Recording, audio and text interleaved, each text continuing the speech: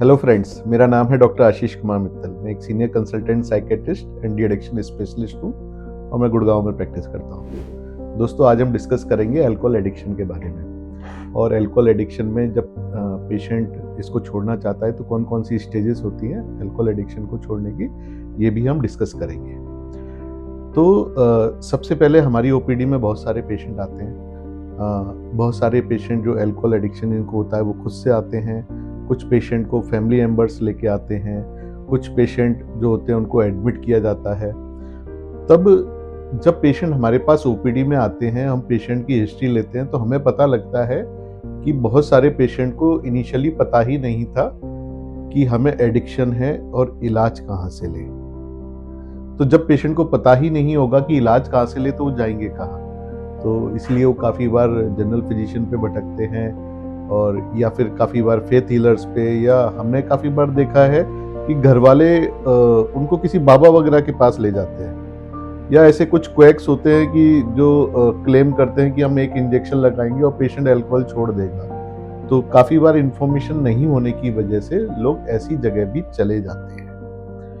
तो दोस्तों, अगर आपके पास भी यही क्वेश्चन है या यही कंफ्यूजन है कि आपको या आपकी फैमिली में किसी को अल्कोहल का एडिक्शन है तो ट्रीटमेंट के लिए कहाँ जाए, तो आप अल्कोहल एडिक्शन के ट्रीटमेंट के लिए या डी एडिक्शन के लिए अपने नियर बाई साइकेट्रिस्ट को विजिट कर सकते हैं। तो दोस्तों, अगर आप दिल्ली एनसीआर में हैं तो आप यहाँ अथीना में आ सकते हैं।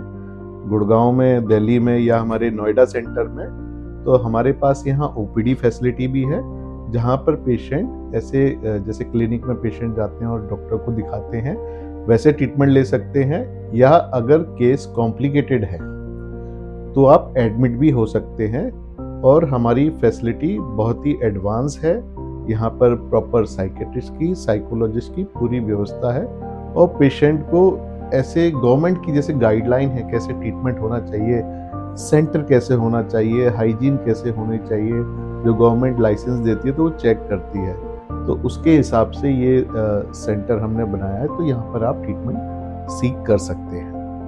तो दूसरा चीज़ जो मैं डिस्कस करना चाहता हूँ कि जब कोई भी पेशेंट अल्कोहल एडिक्शन के ट्रीटमेंट में जाता है तो वो काफ़ी सारी फेजेस से गुजरता है। तो आज हम उसको डिस्कस करेंगे। इवन जब पेशेंट हमारे पास ओपीडी में आता है तब हम विजुलाइज करने की कोशिश करते हैं कि पेशेंट कौन सी फेज में है, और उसके हिसाब से पेशेंट का काउंसलिंग और ट्रीटमेंट में थोड़ा बदलाव आ जाता है।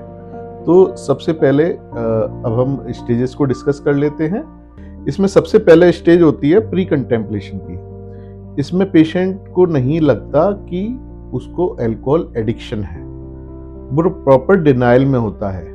और उसको यह भी नहीं लगता कि जो अल्कोहल वो ले रहा है या कंज्यूम कर रहा है वो उसकी सेहत को किसी भी तरह से अफेक्ट कर रहा है। और दूसरी जो स्टेज आती है वो आती है कंटेम्पलेशन की। कंटेम्पलेशन में पेशेंट थोड़ा कंफ्यूज होता है। वो सोचता भी है कि अल्कोहल एडिक्शन उसको अफेक्ट कर रहा है। कभी कभी वो यह भी सोचता है कि नहीं, इतना नहीं है, वो शायद इसको कंट्रोल कर लेगा। फिजिकल इफेक्ट के बारे में भी वो 50-50 होता है कि शायद अल्कोहल अफेक्ट कर रहा है या नहीं कर रहा है। तीसरी जो स्टेज होती है वो प्रिपरेशन की होती है। उसमें पेशेंट को रियलाइजेशन आ जाता है कि अल्कोहल का एडिक्शन उसको है, उसकी बॉडी को अफेक्ट कर रहा है और वो उसके लिए ट्रीटमेंट सीख करता है। यही बेस्ट स्टेज होती है या यही सबसे कॉमन स्टेज होती है जब पेशेंट खुद से हमारे पास आता है इलाज लेने। तो हम यूजुअली उनको प्रिपरेशन वाली स्टेजेस में वो पेशेंट हमें मिलते हैं। स्पेशली अगर पेशेंट खुद से आ रहा है, ओपीडी में चल के आ रहा है।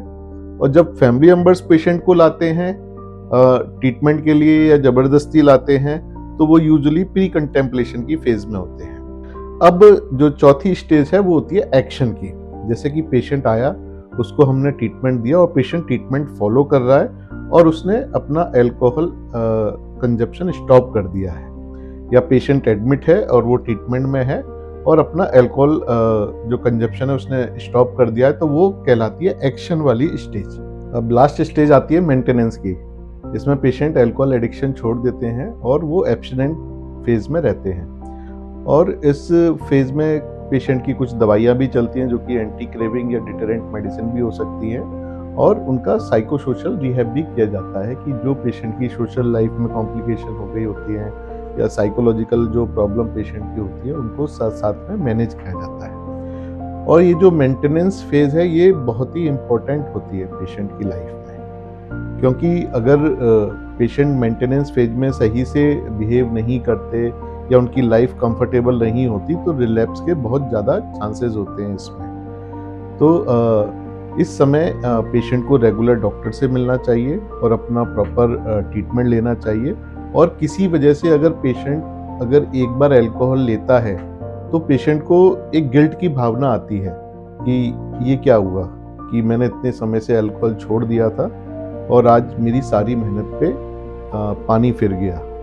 तो ऐसे में लोगों को ध्यान रखना चाहिए कि अगर वो मेंटेनेंस फेज में है, गलती से एक बार अल्कोहल ले लिया है, तो फौरन उनको अपने डॉक्टर से मिलना चाहिए, अपना काउंसलिंग उनको लेना चाहिए, जो सपोर्ट सिस्टम है उनको ये चीज़ डिस्क्लोज करना चाहिए और फिर दोबारा अल्कोहल ना लेने का उनको एक प्रण करना चाहिए, डिटर्मिनेशन करना चाहिए कि अब मैं अल्कोहल नहीं लूँगा, ना कि गिल्ट में आके उस अल्कोहल यूज को कंटिन्यू उनको नहीं करना है। उस फेज में उनको रिलैप्स वाली फेज में नहीं जाना है। तो अगर पेशेंट एक ही बार यूज करता है अल्कोहल तो उसको लैप्स बोलते हैं, और पेशेंट अगर रेगुलर यूज करता है तो उसको रिलैप्स कहते हैं। तो आपको लैप्स में अगर आप गए हैं, एक बार यूज किया है, तो गिल्ट में रह के रिलैप्स में नहीं जाना है आपको, बस एक बार ही यूज करके उसको वहीं स्टॉप करना है, प्रॉपर सपोर्ट लेके। जो भी सपोर्ट सिस्टम आपने क्रिएट किया है डॉक्टर के रूप में, काउंसलर के रूप में एंड फैमिली मेंबर्स के रूप में, तो इस चीज़ का आपको ध्यान रखना है। तो दोस्तों, आज के वीडियो में हमने अल्कोहल एडिक्शन में क्या क्या स्टेजेस होती हैं ट्रीटमेंट के दौरान और पेशेंट को कहाँ दिखाना चाहिए ट्रीटमेंट के लिए, ये आज हमने डिस्कस किया। अगर आपको या आपके किसी फैमिली मेंबर को अल्कोहल रिलेटेड एडिक्शन की प्रॉब्लम है या कोई भी एडिक्शन है या एडिक्शन की वजह से उनको साइकेट्रिक इलनेस है, तो आप हमसे अथीना गुड़गांव में, नोएडा में, दिल्ली में कांटेक्ट कर सकते हैं। अगर आपका कोई क्वेरी है, क्वेश्चन है, तो आप नीचे कमेंट में उसको लिख सकते हैं और सेंटर की डिटेल हम डिस्क्रिप्शन में भी डाल देंगे। और अभी तक आपने ये अथीना का चैनल सब्सक्राइब नहीं किया है तो प्लीज़ इसको सब्सक्राइब कर लीजिए। धन्यवाद, नमस्कार।